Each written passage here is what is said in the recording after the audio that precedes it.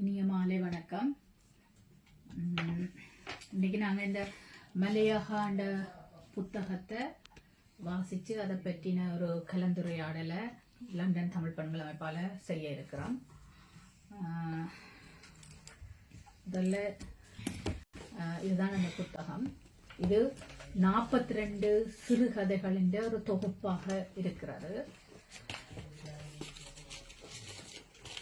42 சிறுகதைகளின் தொகுப்பாக இருக்கிறது இந்த புத்தகம். மலைய மக்களின் 200 ஆண்டு கால வாழ்க்கை வரலாற்றை மலையகத்தில் வாழ்கிற அந்த சூழ்நிலையிலேயே வாழ்கிற எழுத்தாளர்களால, அதுவும் பெண் எழுத்தாளர்களால வெவ்வேறு காலப்பகுதியில் எழுதப்பட்டதுதான் இந்த புத்தகம். அதாவது 1975ஆம் ஆண்டில் இருந்து 2015 வரை எழுதின கதைகளை தொகுத்து அது இல்லாம 42 சிறுகதைகளின் தொகுப்பாக இதை ஊடறு அமைப்பினர் வெளியீடு செய்துள்ளார்கள். 1ஆம் தேதி 1ஆம் மாதம் தை மாதம் 2024 ஆண்டுல இந்த புத்தகம் வெளியிடப்பட்டிருக்கிறது. இந்த கதைகளை வெவ்வேறு படிநிலையில இருக்கிறவர்கள் எழுதியிருக்கிறார்கள். சிலர் தோட்ட தொழிலாளிகளாகவும் தோட்டத்துல வாழ்பவர்களாகவும், எழுத்தாளர்கள், ஆசிரியர்கள், பத்திரிகை ஆசிரியர்கள் என்று என்பவர்களும், அதே நேரம் மலையகத்துக்கு வெளியிலே இருக்கிறவர்களும் சில எழுத்தாளர்கள் அந்த கதையை எழுதியிருக்கிறார்கள். அவர்களின் தொகுப்பாகத்தான் இந்த நூல் அமைந்திருக்கிறது. இந்த பெண்களால் இந்த புத்தகம் எழுதப்பட்டாலும் தனிய பெண்களின் பிரச்சனைகள் மட்டும் இந்த நூலில் பேசப்படவில்லை. அந்த மலையகத்தில் வாழ்ற மக்களின் குடும்பங்களின் சிறுவர்களின் ஒட்டுமொத்த பிரச்சனையையும் அந்த மலையகத்தை மையமாக்கி இந்த நூல் எழுதப்பட்டிருக்கிறது. மலையக மக்களின் அவலங்கள், துன்பங்கள், துயரங்கள், அந்த உண்மை தன்மையோட தங்களுடைய அனுபவங்களை பல கதைகள் இந்த புத்தகத்தில் இருக்கிற பல கதைகள் சித்தரிக்கின்றன. சாதாரணமாக அந்த சமூகத்தில் வாழ்ந்து அனுபவித்ததை அப்படியே எழுதியிருக்கிறார். இந்த புத்தகத்துல ஏழ்மை பேசப்பட்டிருக்குது, வறுமை, வர்க்க சுரண்டல், குறைந்த சம்பளம் ஆனா அதிக நேர வேலை, சிறுவர்களின் கல்வி மறுப்பு, குடிபோதையில உள்ள ஆணுடன் வாழும் வாழ்க்கை, மதுவுக்கு அடிமையான ஆண்கள் மீள முடியாமல் தவிக்கின்ற தவிப்பு, கணவனை இழந்த இளம் பெண்கள், இளம் தாய்மார்கள், அவர்களின் அவலங்கள் தான் பெரும்பான்மையான கதைகள்ல கூறப்பட்டிருக்கிறது. இந்த விடுமுறை வருகிறது அவர்களால் சந்தோஷப்பட முடியல. விடுமுறை நாட்களில அவர்களுக்கு கூலி கிடையாது, அன்றாடம் காட்சிகளா இருக்கிறபடியால அந்த கூலி இல்லாத நேரத்துல எப்படி இந்த குழந்தைகளின் உணவு தேவையை பூர்த்தி செய்கிறதுன்ற பயமும், அந்த கணவன்மார்களின் குடிக்கிறதுக்கு போது அவைக்குரிய குடிக்கிறவரிய அந்த மதுபானங்களை வாங்குறது எப்படி, அதுக்கு காசை சம்பாதிக்கிற வேணும், என்னென்ன அந்த பிரச்சனையை தீர்க்க போறோம் என்ற யோசனையிலும் பயத்திலும் தான் இந்த பெண்கள் இந்த கதைகளில சித்தரிக்கப்பட்டிருக்கிறார்கள். இன்றுமே அங்க இந்த பாலின வேறுபாட்டினால பெண்களுக்கு சமமான ஊதியம் வழங்கப்படுவதில்லை. அவன் வேலைகளுக்கு ஏற்ற ஊதியம் அந்த மலைய பிரதேசத்துல வழங்கப்படுகிறது இல்லை. அதை விட அங்க அந்த பெண்கள் எதிர்நோக்கிற பிரச்சனைகள், பெண்கள் அந்த மக்கள் மண் சரிவு போன்றவற்றால, மற்றது சிறந்த போக்குவரத்து வசதி இல்லை, சரியான போக்குவரத்து வசதிகள் இல்லாதால அதுகளால உயிரிழப்புகள் ஏற்படுறதும் அதெல்லாம் சாதாரணமாக அங்க நடந்து கொண்டிருக்கிறது இட்ட வரையும். கிட்டத்தட்ட இப்ப கடைசியாக அண்மையில இன்னொரு கனடாவில் இந்த புத்தகத்தை பற்றி விமர்சித்த நிர்வாண்டவர் அதெல்லாம் சொல்லியிருக்கிறார். 2022ஆம் ஆண்டுல தான் மலையகத்துக்கு போயிருக்கையும் அங்க ஆட்டோவில் தன் மகளோட போய் கொண்டிருக்க அந்த பயணத்தை தொடர முடியாம அந்த ஆட்டோ குலுங்கி உடல் எல்லாம் வலித்து தங்களால தொடர இல்லாம இருந்ததென்றும் ரங்கி போப்புறம் என்று சொல்ல அவைகள் ரங்க விட இல்லையாமே என்று சொன்னா சிறுத்தைகள் பயம் என்று சொல்லி, அப்ப அவைக்கு அந்த அப்படி போறவைக்கு அந்த அந்த குழந்தைகள் எல்லாம் அந்த என்னென்று பாடசாலைக்கு போய் வர்றது, அவர்களுக்கு உயிர்களுக்கு உத்தரவாதம் இல்லை, அந்த சிறுத்தைகள் போன அப்படியே ஒரு பாதுகாப்பு இல்லாத நிலையில தான் இட்ட வரைக்கும் அந்த மலையக மக்களோட சூழ்நிலை காணப்படுகிறது. அதையெல்லாம் இந்த புத்தகத்துல அழகாக சித்தரிச்சிருக்கீங்க. மலையகத்துக்கு வெளியே பொருளாதார மாற்றங்கள், அரசியல் மாற்றங்களால காலத்துக்கு காலம் மலையத்தில் ஏற்படுற பிரச்சனைகளும் பாதிப்புகளும், இதால அவைகளுடைய அன்றாட வாழ்க்கையில் ஏற்படும் தாக்கங்களும் இந்த பல கதைகளில கூறப்பட்டிருக்கிறது. இந்த விடியல் எப்போது என்ற ஒரு கதையை எடுத்து பார்த்தா அதுல மூட நம்பிக்கை சொல்லப்பட்டிருக்குது. ஒரு பெண் அந்த வீட்டின் ஒரு 2 குழந்தைகள இளம் தாய் வந்து திடீரென்று மயங்கி விழுகிறா. ஆனா அவ கூட்டி கொண்டு வந்து அவைகள் மருத்துவ வசதிகள் எதுவும் செய்யாம அவக்கு பேய் பிடிச்சிருக்குன்னு சொல்லி ஒரு பூசாரியை கூட்டி கொண்டு வந்து பூசாரி எல்லாம் பூசையெல்லாம் செய்து போட்டு கடைசியில சொல்லுவார், இது ஒரு குறைபாடு, இவாக்கு பலி கொடுக்க வேணும், பலி கொடுத்தாதான் சரி வருமென்று சொல்லி. ஆனா அதுக்கு ஏற்பாடுகள் எல்லாம் செய்து அடுத்த நாள் வரப்ப கடைக்கு போய் சாமான் பண்ணணும், அதோட மதுவும் வேண்ட வேணும், என்னன்னா அந்த பூசாரிக்கு மதுவும் கொடுக்க வேணும் என்று சொல்லி யோசிச்சு கொண்டு படுத்திருப்பார். ஆனால் விடியெழும்பேக்குள்ள அந்த மனைவியே இந்த உயிரோட இல்லை. அப்ப அந்த மூட நம்பிக்கையால உயிரிழப்புகள் ஏற்படுறதையும் இந்த கதைகள்ல சொல்லியிருக்கிறேன் படிவேன். அதை விட மேதின விடுமுறை என்ற ஒரு கதையில அதுல சொல்லி அந்த கதை வந்து இந்த மேதின விடுமுறையை அவர்களால விடுமுறை என்று அனுபவிக்க முடியல. அந்த ஒரு தொழிலாளர், அது மலையத்துக்கு வெளியில அவர் ஒரு துணிக்கடையில வேலை செய்கிறார். அந்த துணிக்கடையில அவர் வந்து குறைஞ்ச சம்பளத்துக்கு தொடர்ந்து 7 வருஷமா வேலை செய்கிறார். ஆனா நாள் கூலியாக 200 ரூபா தான் கொடுக்குது. அப்ப அந்த ஆண்டு கடையை பூட்டி விட்டா அவருக்கு சம்பளம் இல்லை. அப்ப தான் பிள்ளைகளுக்கு என்னென்று சாப்பாடை வென்றது, இந்த மேதின விடுமுறை என்னென்று என்னால் அனுபவிக்கிறது என்று சொல்லி இருக்கிறார். அதே நேரம் அந்த அரச மரத்தை சுத்தி வந்து நேர்த்தி வச்சு சுத்தினாலும் வசதியா இல்ல, வசதியோட இருக்கிற வரைக்கும் பிள்ளைகள் பிறக்கிறது இல்லை. ஆனா உங்களுக்கு அந்த மலையாளத்துல சும்மாவே என்னதை ஒன்றும் செய்யாமலே 4-5 பிள்ளைகள் பிறந்த ஒன்று இருக்குது.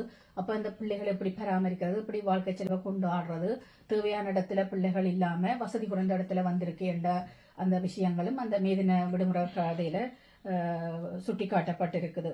அந்த குழந்தைகள், அதிகமான குழந்தைகள் இருக்கிறோம், ஆனா அவைக்கு பசிக்கு தீர்ற உணவு இல்லை, சாப்பிட இல்லை, படிக்க வேண்டும் என்ற ஆசை இருந்தாலும் பண வசதி இல்லாதால படிக்க முடியாது, புது துணி உடுப்பதில்லை என்றது சுட்டி காட்டப்பட்டிருக்குது. அதை விட இன்னொரு கதையில ஒரு வாழைப்பழத்துக்கு ஒரு பிள்ளை ஆசைப்பட்டது, கடையில போய் வேண்டதுக்கு ஒரு வாழைப்பழம் வேண்டது, அந்த பிள்ளைகிட்ட காசு இல்லை. ஆனா வாழைப்பழம் வேண்டையில நெடுக்க போய் கேட்க அந்த கடைக்காரர் சொல்லிச்சது, நீ வாழைப்பழம் வேணுமெண்டா மரத்தை நட்டுன்னு சொல்லி. அப்ப அந்த பிள்ளை அதை வந்து ஒரு மரத்தை வாங்கி வாழை மரத்தை நட்டு ஒவ்வொரு நாளும் அதை பார்த்து பார்த்து தண்ணி ஊற்றி வளர்த்து வளர்ந்து கொண்டு வருது. வளர்ந்து அந்த மரம் ஒவ்வொரு நாளும் அதை பார்த்து கொண்டு இருக்கும். காய் காய்ச்சி அந்த முற்றி வர்ற நேரத்துல அவருக்கு வெளியில ஏதோ போகணும்னு சொல்லிட்டு தாயிட்ட சொல்லி போட்டு போவார், நீ பார்த்துக்கொள்ளமா, பள்ளிக்கூடத்துக்கு போகணும், பார்த்துக்கொள்ளமான்ட்டு போகுது பிள்ளை. போயிட்டு அங்க திரும்பி வந்தா அந்த வாழைக்குலை இல்லை. என்ன நடந்தது அந்த வாழைக்குலைக்கு? அந்த அப்பா அந்த வாழைக்குலைய கொண்டே குடிக்கிறதுக்காண்டி விட்டு அந்த காசை எடுத்து குடிச்சிட்டார். கடைசி வரைக்கும் அந்த பிள்ளைங்க வாழைப்பழம் சாப்பிட்ற ஆசை கூட நிறைவேறையில், ஒரு சின்ன வாழைப்பழம். அப்படியான நிலைமை தான் இந்த மலையகத்துல காணப்படுது. இந்த விடுமுறை நாட்கள்ல கூட அவைகளுக்கு அந்த விடுமுறைகளை கொண்டாட முதலாளிமார் வேலை விடுறையில் அந்த புது வருடம் நத்த சிவதாசன் அவர்கள் லண்டன் தமிழ் பெண்கள் அமைப்பின் உறுப்பினர் ஜசோதா சிவதாசன் அவர்கள் 2 கதைகளை வாசித்து அதை பற்றி ஏற்கனவே ஒரு மனம் வருந்தி தனக்கு புத்தகமே வேணும், இந்த புத்தகமே முழுதாக வாசிக்க வேண்டும் என்று சொல்லியிருந்தவர். அவரின் விமர்சனத்தை இப்பொழுது பார்ப்போம். எல்லோருக்கும் வணக்கம். இதுதான் முதல் முறை இப்படி நூலாய்வு ஒன்றுக்கு நான் பங்கு கொள்கிறேன். அதில் அனுபவம் மற்ற ஒருவர் கதைக்கிறார் என்று நீங்கள் தயாராக இருங்கள். 2 கதைகளை நான் வாசித்திருந்தேன் இந்த மலையகா என்ற புத்தகத்திலிருந்து. 2 கதையில முதலாவது கதை வந்து செந்தாமரை என்று சொல்லி, அதை எழுதினவர் வந்து அக்னஸ் சவரிமுத்து.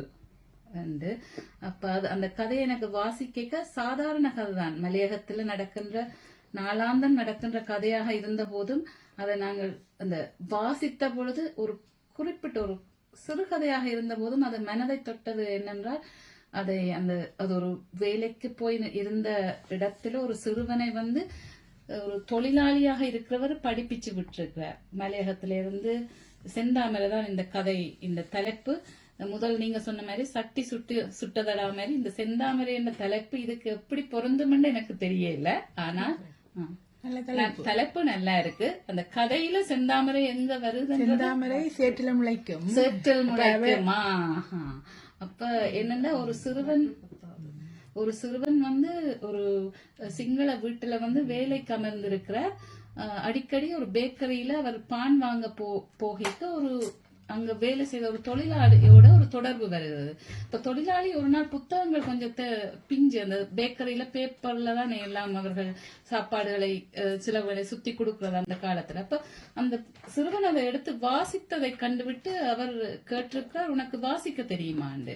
அந்த சிறுவன் மனதால சரியா கஷ்டப்பட்டு தனக்கு வாசிக்க தெரியும், ஆனா தன்னை தந்தையார் ஒரு இடத்துல வேலைக்கு அனுப்பி இருக்கிறார், அதால எனக்கு படிக்க முடியவில்லை என்று சொல்லி அதை சொன்னதை கேட்டு அந்த தொழிலாளியே ஒரு கஷ்டத்துல இருக்கின்ற ஒரு ஆள் அந்த வீட்டில இருந்து அந்த சிறுவனை படிப்பித்து ஒரு உயர் அதிகாரியாக மாற்றி இருக்கிறார். ஆனால் அந்த சிறுவனுக்கு வளர்ந்து உயர் அதிகாரியாக வந்ததன் பின்பு அந்த சிறுவனுக்கும் அந்த தொழிலாளிக்கும் இடையில உள்ள தொடர்பு ஏதோ ஒரு காரணத்தால அது தொடர்புல இல்லாம போய்விட்டார்கள். ஆனால் ஒரு மேடை பேச்சொன்ற செய்த பொழுது எங்கேயோ ஒரு நிகழ்வொன்றில் அவர் உரையாற்றிய போது இவர் வெற்றிலை வித்து கொண்டு இருக்க இவரா இருக்கும் என்று சொல்லி அந்த தொழிலாளி கண்டுபிடிக்கிறார், தான் சிறுவனாக இருந்து படிப்பிச்சு விட்டவர் என்று சொல்லி. அந்த தொடர்பை எடுத்து அவரை தொடர்பு கொண்ட போது வீட்டை போகும்போது அவர் ஒரு மிகவும் ஏழ்மை,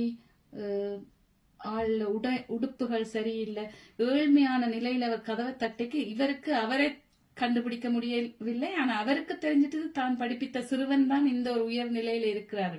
வீட்டில் இருக்கிற அனைவருமே அவரை பார்த்து, என்ன இப்படி ஊத்தியா இருக்கிறவரால வீட்டை கொண்டுட போறீங்களா, உள்ளுக்கு எடுக்க போறீங்களான்னு சொல்லிக்க அவர் கூப்பிட்டு காலில் விழுந்து கும்பிட்டு அவரை கொண்டு போய் இருத்த வீட்டுல இருக்க மனைவியில இருந்து எல்லாருமே ஆச்சரியப்படுகிறார்கள், இன்னும் ஒரு ஊத்தியான ஒரு ஆளை உள்ளுக்கு எடுக்கிறாரு என்று. ஆனா அந்த அவர் விழுந்து கும்பிட்டு இதன்னு அவைகளுக்கே விளங்கிட்டது. அவர் சொல்றார், இவர் தான் என்னுடைய தாய் தந்தை எல்லாமே இவர் தான் என்று சொல்லிக்க அவர் சொல்றார், இந்த கதையை உங்களுக்கு பேர்ந்து சொல்றேன்னு அவ்வளவு பேருக்குன்னு சொல்லி அவருக்கு உடுப்பு கொடுத்து அவரை குளிக்க வச்சு, அதான் அந்த கதை.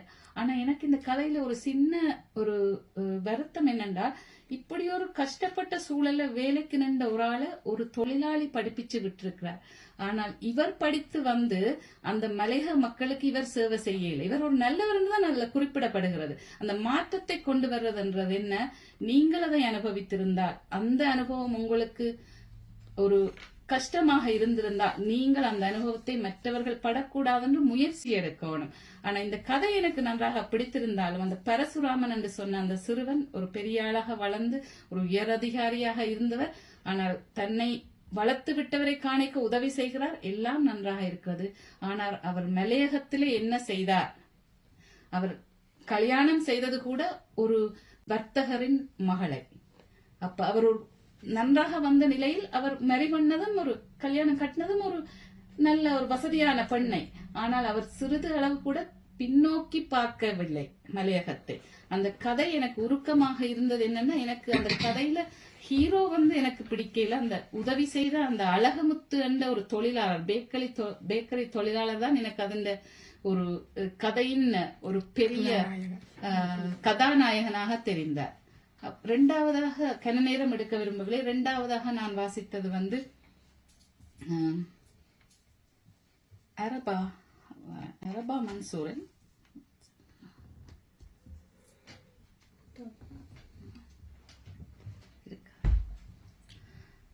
இரண்டாவது கதை வந்து வேண்டும் ஒரு பதில். அது வந்து அரபா மன்சூர் என்று ஒரு பெண்மணி எழுதியிருக்கா. அவ மலையகத்துல வாழ்ந்திருக்கிறா. அவ அந்த கதையில எழுதினது என்னன்னா, ஒரு கணவன் மனைவி ஒரு பிள்ளைய வளர்க்கிறார்கள். ஆனால் கணவனுக்கு அவ சரியாக பயந்த ஒரு சூழல்ல வளர்க்கிறா. கணவன் ஒரு போதை, இது மது போதை, அடிக்கடி மதுபானம் இருந்துறது, வேலை செய்வதிலும் விட அவர்கள் உழைத்து கொண்டு வர பணத்தை வீணாக்குவதுதான் அவரது வேலையாக இருந்தது. சில வேளைகள் அவர் வாழ்ந்த சூழ்நிலை அவரை மதுபானத்துக்கு அடிமையாக்கியோ என்னோ தெரியும். ஆனால் மனைவி வந்து ஒரு கஷ்டப்பட்டு வேலை செய்து பிள்ளைய படிப்பித்து அந்த மலேக வாழ்க்கை முறையிலிருந்து தனது மகளையாவது தான் படுகின்ற கஷ்டத்தை மகள் படக்கூடாண்டு போராடுறா. ஆனா தினம் தினம் கணவர் வந்து குடிக்கிறதும் அவ உழைக்கிற காசை வீணாக்குறதும் அப்படியே செய்து கொண்டு கேட்க அந்த சூழல்ல பிள்ளைகள் படிச்சு கொண்டு வாரதை கூட எதிர்க்கிற ஒரு சூழல் இருந்தது. சிறுவர்கள் படித்தால் மற்றவர்கள் சுத்தி இருந்து இவ ஏன் படிக்க வைக்கிறீங்கள் என்று சொல்ற சூழல்ல இந்த பெண்மணி கணவர் வந்து ஒரு குடிகாரனாக இருந்த போதும் இந்த பெண்ணை அந்த தனது மகளை ஒரு படிப்பிச்சு தந்த நிலைமையில இல்லாமல் கொன்றவனும் என்று சுகுமார் அவர்கள் தான் வாசித்து ரசித்த 2 கதைகளை உணர்வுபூர்வமாக சொல்ல இருக்கிறேன். நன்றி அகல்யா. இந்த வாய்ப்பை எனக்கு தந்ததுக்கு எல்லோருக்கும் வணக்கம். நான் இந்த புத்தகம் எனக்கு 2 கதை தந்த நீங்கள் இதை பற்றி வாசிக்க இந்த மலிகா ஆக்கள் இந்த வாழ்க்கை முறைகள் என்ன வகையான சேலஞ்சஸ் அவை தங்களோட அன்றாட வாழ்க்கைகள் லைஃப் லாங் டைமில் பார்க்குறீனும் அதுக்குரிய என்ன இம்ப்ரூவ்மெண்ட்ஸ் அவை பார்க்குறீனும் ஏதாவது இருக்குதா இல்லையா என்ற அடிப்படையில் இந்த கதைகள் அமைஞ்சிருக்குது. பர்டிகுலராக நான் வாசித்த 2 கதையும் நான் கம்பேர் பண்ணவும் விரும்புகிறேன். எனக்கு தந்த கதை ஒரு கதை கிழவியின் ஆசை, மற்ற கதை சாஸ்திரம் மீறிய கீர்த்தனம். 2 வித்தியாசமான கதை. நான் முதல் வாசிச்சேன் கிழவியின் ஆசை. இது என்ன மாதிரியான கதையா இருக்குமெட்டு. இது ஒரு இளம் விதவை, அவ தன்னுடைய வாழ்க்கைய முழு லைஃப் ஸ்பேன் அவட லைஃப் லாங்கா இவ்வளோ காலம் வரையும் அவ வாழுறா. ஒரு இளம் விதவையா தன் வாழ்க்கைய ஆரம்பிச்சு அவ முடிக்க என்னத காணுறா, என்ன அவட அவுக்கம் என்றதை வடிவா இதுல விபரிக்குது. 2 கதையும் பார்க்க எனக்கு முதல் சொல்ல விரும்புறது இந்த தமிழ் என்னத்தை நாங்கள் எழுதுறோம் என்றாலும் நானும் எவ்வளோ ஆராய்ச்சி கட்டுரைகள் எல்லாம் எழுதியிருக்கிறேன், சின்ன எழுதியிருக்கிறேன், நான் எவ்வளோ போர்டு அலையும் வேண்டியிருக்கிறேன், பெரிய பெரிய ஆராய்ச்சி கட்டுரைகள் எழுதியிருக்கிறேன். எந்த ஃபீல்டு என்றாலும் நாங்கள் ஒரு விஷயத்தை சொல்லிக்க எப்பயும் நான் ஒரு லெக்சர்ஸ் எழுதிக்க ஒரு ஸ்டோரி கைண்ட் ஆஃப் வியூவில் நான் எடுப்பேன். ஒரு விஷயத்தை சொல்லிக்க எப்பயும் நாங்கள் ஒரு சின்னதா ஒரு விஷயத்த சொல்றது ஒரு கொஞ்ச நேரத்துக்கு சொல்றது சரியான கஷ்டம். ஒரு பெருசா ஒரு புத்தகத்தை எழுதணும்னா அது ஈஸியா இருக்கும். ஏன்னா நாங்க வடிவா டெக்கரேட் பண்ணி வடிவாங்கட அவுக்காம சொல்லலாம். இது சிறுகதையை பற்றி எழுதுறது வேலை கஷ்டம் என்னுடைய பார்வையில. என்ன ஃபீல்டு என்றாலும் ஒரு சின்னனா நாங்க எல்லாத்தையும் அக்காமடேட் பண்ணி சொல்றது கஷ்டம். அந்த விஷயத்துல இதை நான் பார்க்க இந்த சிறுகதை விளங்கக்கூடியதா ஒரு உயிரோட்டமா எழுதியிருக்கு. நான் எப்பயும் பாசிட்டிவை தான் சொல்ல விரும்புறேன். ஃபர்ஸ்டா உயிரோட்டமா, அதாவது ஒரு ஸ்கிரீன் பிளே என்ற மைண்ட்ல வருது. ஒரு கிளவி அவ வேலைக்கு போறா, எப்படியான ட்ரெஸ் போட்டிருப்பா, எப்படி போவா என்றது இந்த மைண்ட்ல அது ஒரு வீடியோ பிளே பண்ணக்கூடிய இந்த மைண்ட்ல வந்தது. அதாவது அந்த உயிரோட்டம் இதுல இருக்குது. இதுல சொல்லுது இந்த கிளவி அவக்கு உடுப்பு வேண்ட காசு இல்லை, ஒரு நாள் சாப்பிட அவக்கு காசு இல்லை, அவக்கு 4 பிள்ளைகள் இருக்குது, அந்த பிள்ளைகளை கஷ்டப்பட்டு வளர்க்குறா. ஆனா she doesn't care about herself. தன்னுடைய எல்லாரும் பாடி பண்ணுறீங்க, நம்ம அவக்கு ஊத்த உடுப்பா இருக்கிறா, சாப்பாடு சரியில்லைன்னு. ஆனா அவ அதை பற்றி கேர் பண்ணிடு அவ. ஆனா இந்த மைண்ட்ல அது விழுது, அவட உருவம் இப்படித்தான் அவ இருப்பான்ற எனக்கு ஒரு கற்பனை ஒன்று வரக்கூடியா இருக்கு. அது ஏன் வருது, அந்த எழுத்தால வருது. அது எப்படி அதை உவமயம் எல்லாம் போட்டு அதை எழுதி இருக்கிறீனும் அதை நான் அப்ரிஷியேட் பண்றேன் இதுல அந்த கதையில. மற்றது 4 பிள்ளைகளை அவ எப்படி கஷ்டப்பட்டு வளர்க்கிறா என்றதை இந்த எழுத்தாளர் சொல்லுறார். ஒவ்வொரு பிள்ளைகளும் நான் பார்த்தேன் ஒவ்வொரு மாதிரியான ஒரு தாய் தான் வளர்க்கிறா. நாங்க எங்கட தமிழ்ல நிறைய சொல்லும் 5 பேரும் ஒரு மாதிரி இல்லைன்னு. அந்த வித்தியாசத்தை இதுல நான் கண்டேன். 4 பிள்ளைகளும் 4 மாதிரி தான் இருக்கிறீங்க. ஒரு பிள்ளை தான் இந்த தாய் எவ்வளவு கஷ்டப்பட்டு சக்ரியை பண்ணி தன்னை வளர்த்தவ என்றதை ரெஸ்பெக்ட் பண்ணுறீங்க. மற்றவே அப்படி செய்யல. எனக்கு அது பெயின்ஃபுல்லா இருந்தது. அப்படி ஆனா அது எழுத்தாளர்ட்டு தன்மை அந்த ஃபீலிங் எனக்கு கொண்டு வர பண்ணிருக்கு. அது அந்த எழுத்தாளர் தான் முடிஞ்சிருக்கு என்று நான் நினைக்கிறேன் இதுல. மற்றது அந்த தாய் பாசத்தை நாங்கள் ஒரு நாளும் தாய் தன் பிள்ளைகளை டிஃபரன்ஷியேட் பண்ண மாட்டோம். எல்லா பிள்ளைகளும் ஒரே மாதிரி தான் பாப்பா. அது அப்படியே வடிவா தெரியுது. அதாவது தாய் நீர் கூடாம இருக்கிற நீர் என்ன பார்க்கல, அப்படி ஒரு டிஃபரன்ஷியேட் பண்ணல, எல்லா பிள்ளைகளையும் ஒரே மாதிரி பார்க்கலாம். அந்த அமைப்பு எல்லாம் வடிவா இதுல காட்டியிருக்கிறீனும். அதுல நான் இப்ப இதுல டக்கண்டு சமரைஸ் பண்ணினதுல நான் முதலே சொல்லியிருக்கணும். நான் சொல்லிடுறேன். இந்த கதை எழுதினது ஒரு ஆசிரியர், பாடசாலை அதிபர் புசல்லாவை இஸ்மாலிகா என்ற ஒரு எழுத்தாளர் தான் எழுதியிருக்கிறார். அப்ப இதுல அவர் அந்த படிப்பு முன்னேற்றங்கள் அதுலயே மற்ற வடிவா அதை விளங்கப்படுத்தியிருக்கிறார் இதுல. அதுவும் எனக்கு நல்லா பிடிச்சது. மற்றது எப்படி புறாக்களுக்கு மரியாதை செலுத்தணும், தாய் பாசம் வடிவா காட்டியிருக்கிறார். வேற சில எப்படியான ஹார்ட்ஷிப் சேலஞ்சஸ் எப்படி லைஃப்ல பார்த்திருக்கிறீனம் என்றதெல்லாம் சொல்லியிருக்கிறேன். நான் கன நேரம் சொல்லக்கூடாது. மற்ற கதையை நான் பார்க்க ஆப்போசிட்டா இருக்கு எனக்கு. அது சாஸ்திரம் மீறிய கீர்த்தனம் என்று, அதுவும் ஒரு சின்ன கொஞ்சம் பேஜஸ்ல எழுதி இருக்கு. பாலரஞ்சித சர்மான்ட்டு. அது ஒரு பெண் எப்படி ஒரு படிப்பை எடுக்கிறதுக்கு எவ்வளவு சேலஞ்சஸ பாக்குறான்றத வடிவா சொல்லியிருக்கு. அவ தான் ஸ்கூல்ல படிச்சதுல எல்லாம் ஷேர் பண்ண கூட அந்த வீட்டுல இருக்கிற சகோதரங்கள் அதை அப்ரிஷியேட் பண்ணிடு. அவே பள்ளிக்கூடத்துக்கும் போறேன், படிப்புல ஆர்வம் இல்லை, ஆனா அவ கொண்டு வர நாலேஜையும் அதை அப்ரிஷியேட் பண்ணிடல. அதாவது அந்த படிப்புக்கு ஒரு ரெஸ்பெக்ட் இல்லை. மற்ற பெண் என்ன படிக்கிற, பெண் என்ன சொல்லுற என்ற ஃபீலிங்கத்தான் நான் எதிர்பார்க்கிறேன். இவ என்ன எங்களுக்கு சொல்ற, ஒரு பொம்பளை பிள்ளை இவ பள்ளிக்கூடத்துக்கே விடக்கூடாது என்றெல்லாம் அதுல வருது. மற்றது அகல்யா சொன்ன மாதிரி ஒரு படிப்பை பள்ளிக்கூடத்துக்கு போறதுக்கே அவ எவ்வளவு சேலஞ்சஸ், இவ்வளவு தூரம் நடந்து இந்த கல்வி அறிவை எடுக்கிறதுக்கு இவ்வளோ கஷ்டப்பட்டுத்தான் அதை அடையணும். பட் அவ தனக்கு ஒரு ரோல் மாடல் வைக்கிறா. தான் இருந்த மாதிரி மற்றவை இருக்கக்கூடாது, அந்த சமுதாயத்தை தான் முன்னேற்றணும் என்றெல்லாம் பார்க்கிறா. பார்த்துட்டு தனக்கு ஒரு ரோல் மாடலை வைக்கிறா. அவரை போலே தான் இருக்கணும் என்றா. ஆனா ரோல் மாடலா கடைசியில இருக்க இல்லை. அதுல ரோல் மாடலும் இந்த ஊருக்கு நான் உதவி செய்ய மாட்டேன், நான் இந்த லைஃப் என்ஜாய் பண்ணணும், நான் வெளியில போறேன் என்று அதுல சொல்லிக்கொண்டு போறார். ஆனா அவ தான் நினைச்சபடி ஒரு ஆசிரியரா அந்த ஊருக்கு படிப்பையெல்லாம் சொல்லி கொடுத்து அந்த முன்னேற்றத்தை இதுல காட்டக்கூடிய இருக்கு. அந்த பெண்களுடைய முன்னேற்றத்தை இதுல காட்டுறாவ. இதுல பெண்ணின் உற்சாகப்படுத்துற தன்மை எல்லாம் இதுல இருக்குது. ஆனா நான் ரெண்டு கதையும் கம்பேர் பண்ணிக்க, இந்த இப்ப நான் கடைசியா அந்த பெண்ணின் படிப்பு முக்கியம் அதுல பாக்க, அதுல இந்த சேலஞ்சஸ் காணக்கூடிய இருக்கு. அவ தனக்கு அதை செய்யணும் என்று அவ அம்பிஷியஸ் ஆன ஒரு என்வாயன்மெண்ட், தான் எப்படி அதை ரீச் பண்ணணும் என்று ரீச் பண்ணி அதை காட்டுறா. ஆனா நான் முதல் கதையில பாக்க அது ஒரு பிளண்டா தான் எனக்கு முடியுது. அதுக்கு ஒரு இம்ப்ரூவ்மெண்ட் வேணும்னு நான் நினைக்கிறேன். அது என்னண்டாவே தொடர்ந்து அதால என்னத்தை சொல்ல வெறியணும்ன்றது அந்த வரையில அந்த முடிவு அது ஒரு லேர்னிங் அவுட்கமா அதுல இருக்கு. ஆனா இந்த கதையில ரெண்டாவது கதையில அவ தன்னை சேலஞ்ச் பண்ணி அந்த தான் ரீச் பண்ணணும் என்று ரீச் பண்ணி காட்டுறா அத.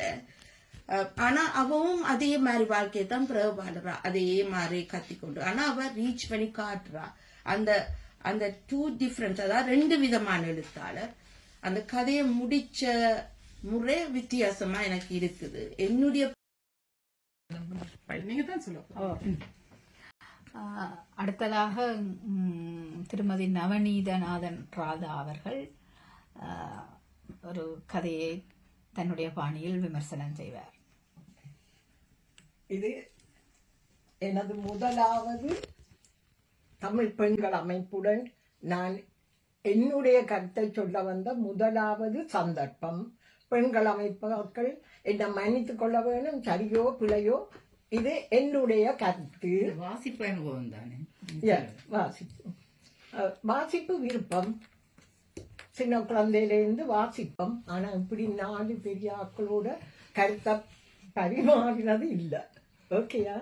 எனக்கு அகல்யா தந்த அந்த மலையகா என்ற புத்தகத்திலே இருந்து தந்த கதை சட்டி சுட்டுவிடும். ஆனா இந்த கதையை சொல்லி முடிச்சா பிறகு நீங்க ரெக்கார்ட் பண்ணாத நேரம் ஒரு கருத்தை மட்டும் சொல்லணும். அது நீங்க கண்டுபிடிக்குங்க.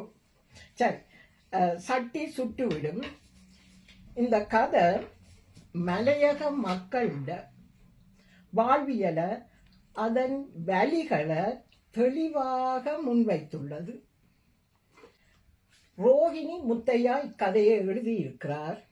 ரோஹிணி முத்தையாவின் கதை கூறும் முறை எம்மை அக்களத்தில், அந்த மலையக களத்தில் எங்களோடு பயணிக்கும் ஒரு உணர்வினை தருகின்றார். களம் தெரியாத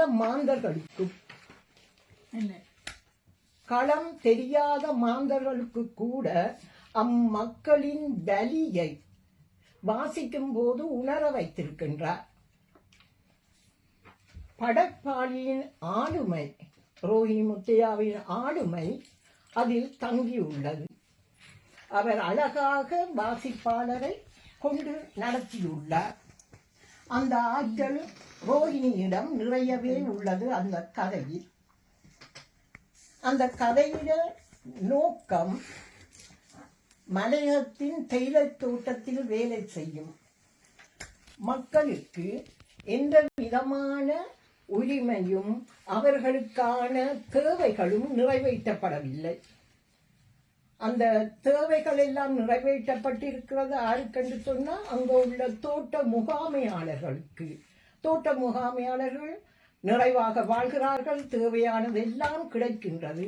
ஆனால் அங்கு வேலை செய்யும் தோட்டத்து மக்களுக்கு ஒன்றுமே கிடைக்கவில்லை என்பதை வலு நிறைவாக அதில் விளங்கப்படுத்தி இருக்கிறார். அதில் மாணிக்கம் என்பவர், அந்த தோட்டத்தில் வேலை செய்கின்ற மாணிக்கம் என்பவர் சிறிதளவு இந்த மக்களுக்கு செய்ய வேண்டும் என்று எண்ணக்கருத்துடையவர்.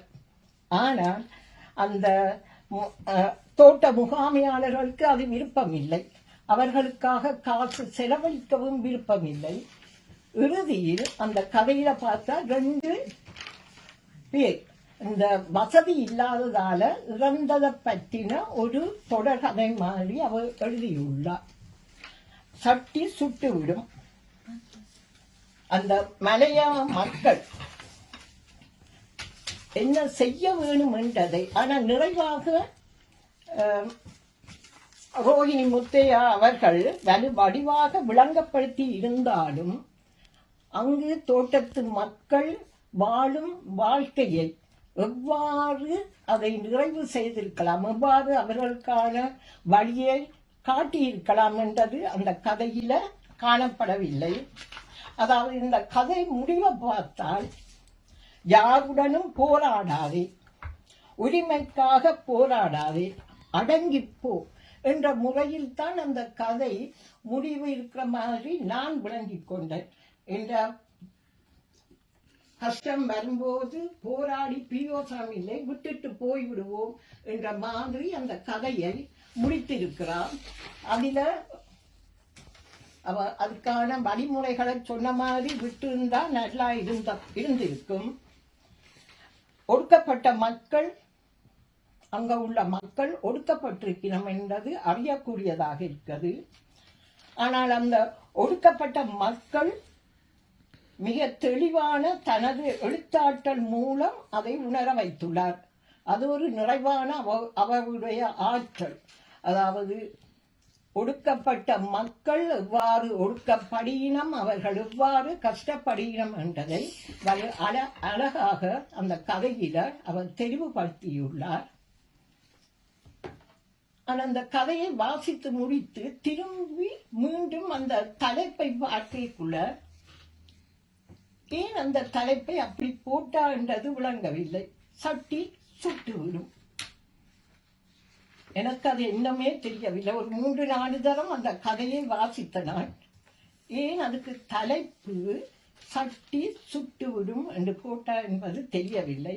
நீங்களும் தயவு செய்து அந்த கதையை வாசித்து ஏன் அந்த தலைப்பு அவ போட்டா என்பதை எனக்கும் விளங்கப்படுத்துங்க. ஒன்று. மற்றது, இந்த கதையில சொல்லப்படாத விடயங்கள் இவர்களுக்காக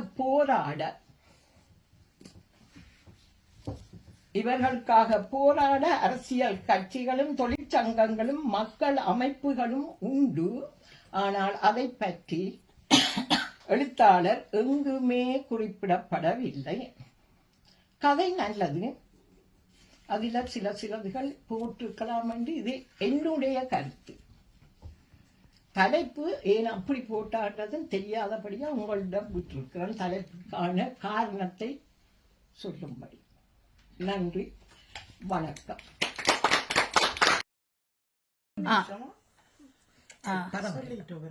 நீங்க சொல்லுங்க. இப்பொழுது தமிழுதயா அவர்கள் இந்த புத்தகத்தை பற்றின ஒரு 2 கதைகளை பற்றின விமர்சனத்தை செய்ய.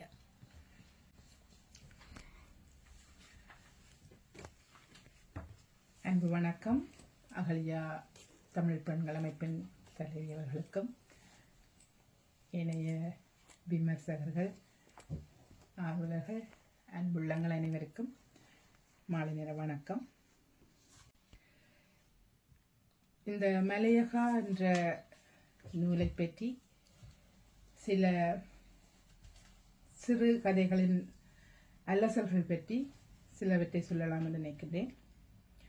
சிறுகதைகள் வாசகனை எளிதில் விளங்கிக் கொள்ளக்கூடியதாக, அர்த்தமுரண் ஏற்படாத, திருப்திப்படுத்தக்கூடியதாக இருந்து விடுகிறது.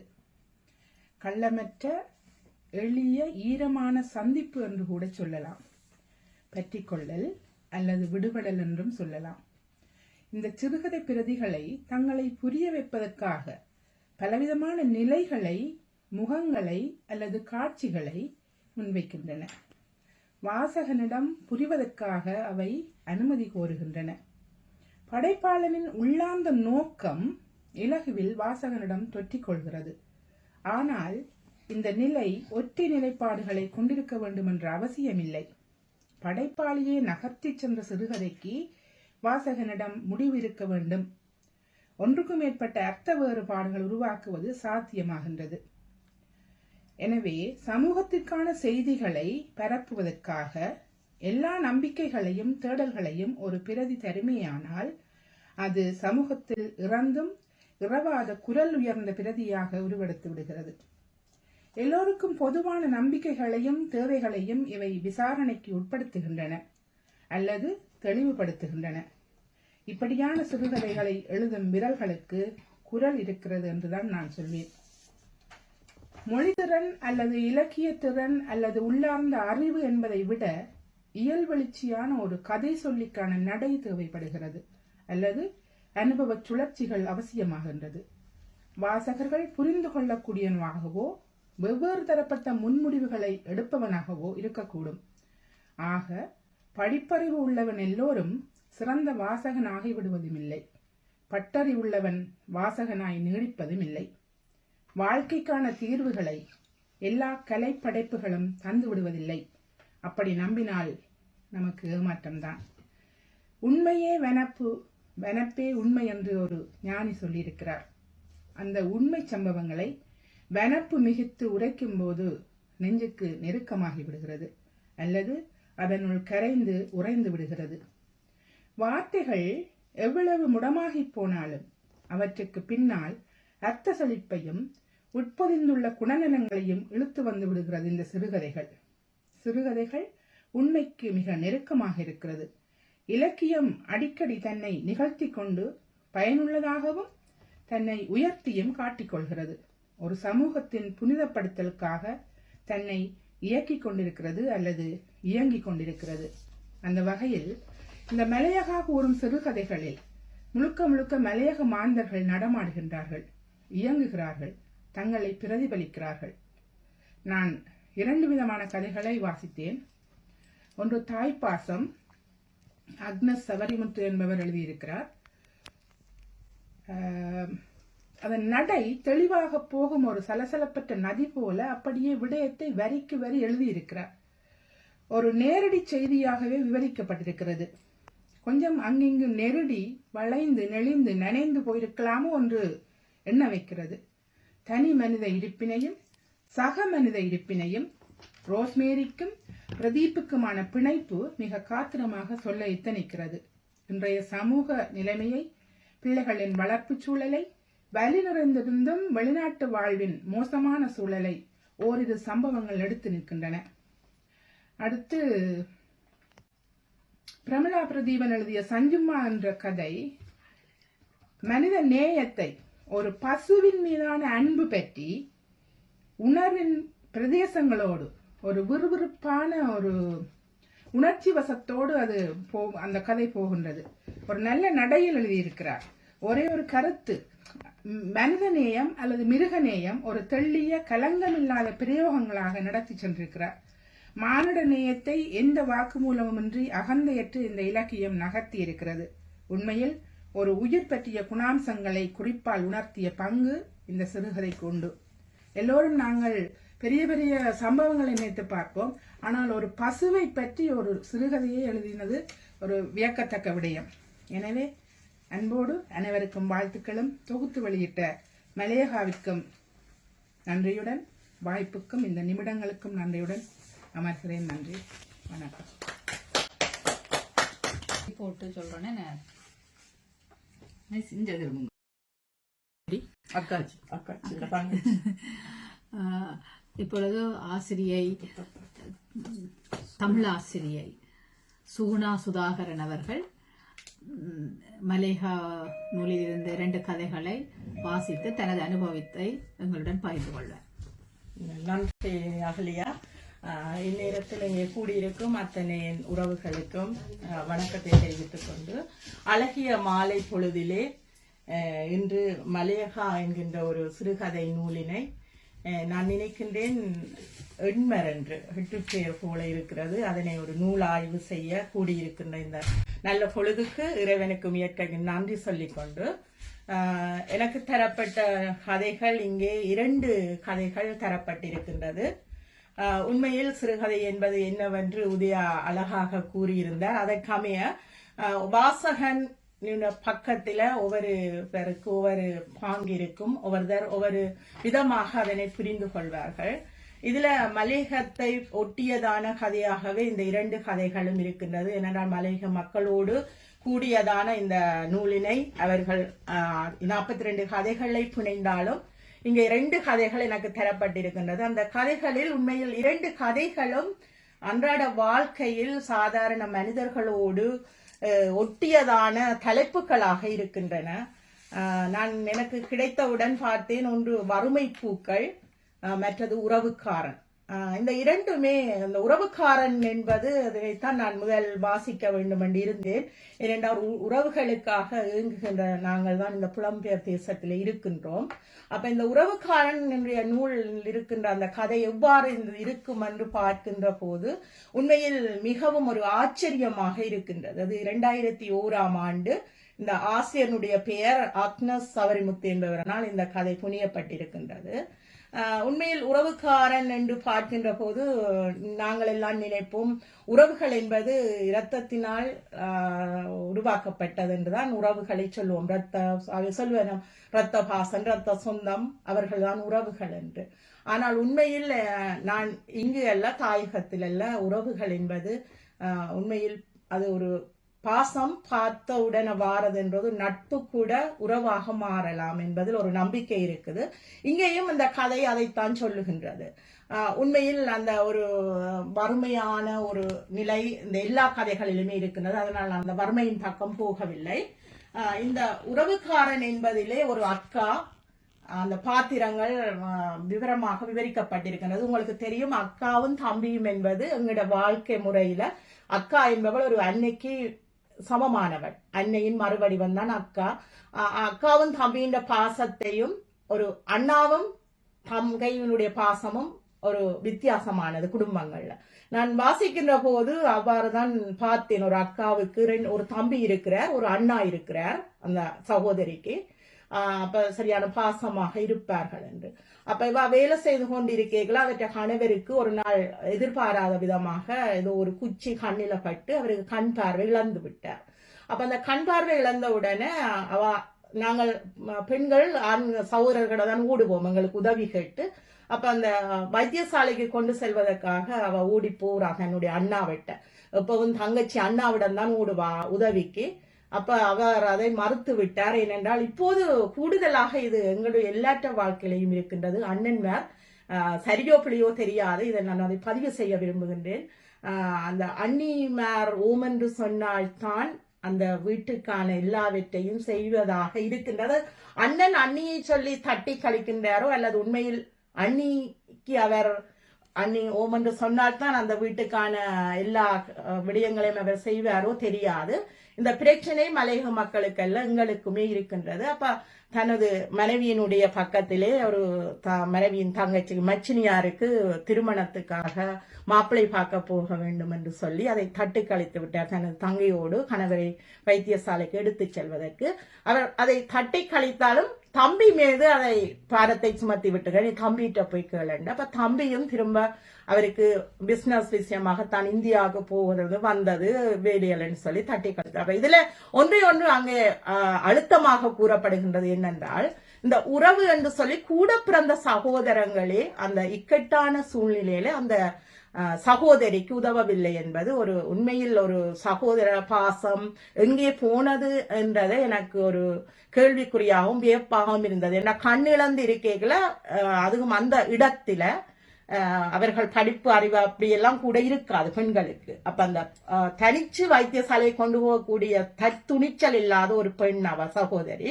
அவக்கு உதவி செய்யாதது ஒரு துப்பாக்கிய நிலையாக அதுல இருந்தது. அவ ஒரு மாதிரி ஆக்களை பிடிச்சு அவ வைத்தியசாலைக்கு கொண்டு போயிட்டா. ஆனாலும் அந்த கண்ணுக்கு நுவரிலியா அதுல காட்டப்பட்டிருக்கின்றது. அந்த வைத்தியசாலையில அந்த ட்ரீட்மெண்ட் அதுக்கு பலனளிக்காது. அதை கொழும்புக்கு கொண்டு போய் சொல்லி சொல்ற டாக்டர்.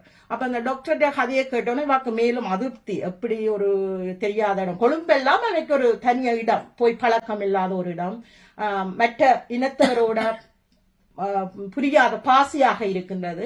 அப்ப எப்படி போவதென்ற யோசிச்சு கொண்டு கவலைப்பட்டு கொண்டு இருக்கக்குள்ள அவருடைய நண்பர்கள் உதவி செய்து அவ அந்த வைத்தியசாலைக்கு கொழும்புக்கு சென்று விட்டா. அங்கே சென்று போய் அவாக்கு திரும்ப அந்த ஹாஸ்பிட்டலுக்கு போறதுக்கு எப்படி போறதுன்னு தெரியாது, இந்த பஸ்ல ஏறுறதுன்னு தெரியாது. அப்ப பாக்குறா இவ பொட்டு வச்சிருக்கிறாக்கள் யாராவது நிக்கணுமா உதவி கேட்போம் சுத்தி சுத்தி பாக்கக்குள்ள இங்கதான் அந்த உறவுக்காரர்ல அப்படி பார்த்து கொண்டிருக்கக்குள்ள அங்க ஒரு தர்வாரர் இது அந்த ஸ்டேட்டிலே அவையில் இருக்கக்குள்ள ஒருத்தருக்கு திருட்டு பட்டம் கொடுக்கினா. இது ஒரு நல்ல ஒரு திரும்ப மறுபுறமா புரட்டி போட்ட ஒரு கதையாக இருக்கின்றது. அந்த அங்க திருட்டு பட்டம் கொடுத்த ஒருத்தர் அவருக்கு திருட்டு ராஜான்னு தான் சொல்றது. அப்ப என்ன அக்காண்டு ஒரு சத்தம் கேட்டோன்னே இவ திரும்பி பார்த்தா இவர் அவ நினைக்கிறா ஐயோ திரும்பவும் பிரச்சனைக்குள்ள வந்துட்டனே, இவர் திருடனே, இவன் வாரான் என்ன சொல்லுவோம் என்று சொல்லி பேக்குகளை தண்ட கணவருக்கான உடுப்புகள் பலக அந்த பலக வகைகள் எல்லாம் வச்சு கொண்டு இதையும் இவன் திருடி கொண்டு போறான் என்று. ஏனென்றா அவருக்கு கொடுக்கப்பட்ட சின்னல இருந்து பெரியவ வேற அந்த ராஜாவை பார்த்து சொல்றது அந்த இடத்துல திருடன் என்று. அவன் நான் நினைக்கிறேன் சிறு வயதுல அந்த வீடுகள்ல இருக்கிற சாமான்கள் மற்றது அந்த தோட்டங்கள்ல இருக்கிற காய்கறிகள் எல்லாம் திருடி இருக்கிறார் என்ற பட்டத்தை கொடுத்திருக்கணும். ஆனா அந்த திருடி வித்தது மாதிரி ஒண்ணும் அதுல காட்டப்படையில அன்று சொல்ல. அப்ப இவர் கேட்கறதுக்கு பதில சரியா சொல்லுறா இல்ல, ஏன் வந்த நீங்க என்னண்டா. அப்ப திரும்பவும் நினைக்கிறா ஓகே ஒரு தரும் இல்லாத இடத்துல ஒரு அறிமுகமானவர் இருக்கிறார் தானே, அப்ப நான் ஒரு கதை சொல்லுவேன். அப்படி சொல்லி கொண்டு போய்க்கல. அப்ப ஏன் தனியா வந்து இதுல நிக்கிறீங்க இப்ப கூப்பிடுறேன் அவ சொல்றா அப்படி இவருக்கு நடந்தது. அப்ப அவ திருப்பி கேட்கிறார் உனக்கு அண்ணா தம்பி இருக்கு, நம்ம குமார் தம்பி அண்ணாண்ட பேர் அவ ரெண்டு பேருடைய பேரையும் சொல்லி கொண்டு வந்திருக்காங்க அவ நினைக்கிறா. ஆனால் அந்த சகோதரி நினைக்கிறா அந்த அண்ணனும் தம்பின்னு சொன்னதை சொன்னா வெளியில தனக்கு தன் அண்ணாக்கும் தம்பிக்கும் மரியாதை இல்லாம போயிடும், அவியல் ரெண்டு பேருக்குமே தெரியாது நான் கொண்டு வந்துட்டேன் என்று சொல்லி சொல்றான். அப்ப அவர் சொல்றார் ஓகே இருங்கோ நான் வாரன்னுட்டு போய் ஒரு பேனை கொண்டு வந்து இவையில ஏத்துறதுக்கு வேற அவாக்கு பயமா இருக்குது இந்த திருடனோட போறதுக்கு. அவ சொல்றார் ஒன்னும் பயப்படாதேங்கோ, நான் என்ன மறந்துட்டீங்களா 5 வருஷம் தான் நான் அந்த இடத்தை விட்டு வந்து உங்களை கொண்டு போய் அங்க விடுறேன், இவர் என் வீட்டுக்கார ஊனற்ற மகன் ஏதோ ஒன்று சொல்லி சொல்றான். அப்ப கொண்டு போய் அங்க வைத்தியசாலைக்கு போகக்குள்ள அவருமே ஒரு அதிருப்தியா பாக்குறார் கணவர். இந்த இவனோட திருட்டுனோட வந்து நிக்கிறாவே வான்னு சொல்லி அப்ப இவ அதை விளங்கப்படுத்துறா கணவருக்கு. அப்ப அவர கண்ணால கண்ணீர் வடிய அவர் இவருக்கு தட்டி ஓகேன்னா இப்ப இவரெல்லாம் சொல்ற கண் இப்படி வந்து ஒரு கடை வச்சிருக்கிறேன், நான் கல்யாணம் செய்து எனக்கு 2 பிள்ளைகள் இருக்குது, 5 வருடத்துக்குள்ள நடந்த கதைகள் இந்த அளவு அண்டு சொல்லிக்குள்ள அவ எங்கள் லண்டன் தமிழ் பெண்கள் அமைப்பின் முன்னாள் தலைவியான மாதவி சிவலீலன் அவர்கள் இந்த புத்தகத்தை இந்த வாசித்ததின் தன்னுடைய அனுபவத்தை எங்களுடன் பகிர்ந்து கொள்வார். வணக்கம் அவையா, வணக்கம் தோழியர்கள். உங்களுடைய அழகான உரைகளுக்கு பின்னர் கொஞ்சம் பயமாத்தான் இருக்கிறது. ஆனால் மலையகம் 200 என்று இந்த வருடத்தை அவர்கள் சிறப்பாக கொண்டாடுறது என்ன, அந்த அவர்களுடைய அந்த மலையகம் சார்ந்த மக்களினுடைய வாழ்வியலோடு சார்ந்து பல இலக்கிய முயற்சிகள் வந்து கொண்டிருக்கின்றது. பல்வேறு இடங்கள்ல கருத்தரங்குகள், இது சார்ந்த உரையாடல்கள் எல்லாம் நடைபெற்றுக் கொண்டிருக்கிற இடத்திலே 2024ஆம் ஆண்டு ஜனவரியில இந்த மலையகா என்கின்ற நூலினை ஊடக வெளியீடாக அவர்கள் வெளியிட்டிருக்கிறார்கள். மலையகத்தை சார்ந்த மலையகத்தில் இருந்த பெண்களினுடைய எழுத்துக்களாக வெளிவந்திருக்கின்றது.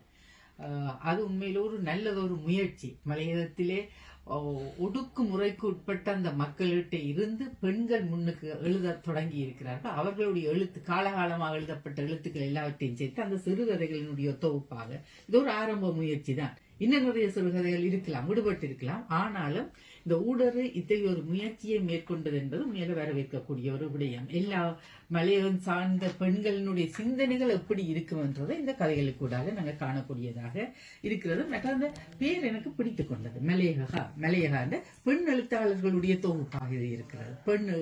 பெண்களினுடைய எண்ணங்கள் சிந்தனைகள் சார்ந்தது. அதுக்கு அவர்கள் மலையகத்தோடு சேர்ந்து அந்த பேரினை வைத்திருக்கின்றார்கள். அது ஒரு ஏற்றுக்கொள்ளக்கூடிய ஒரு விடயம்தான்.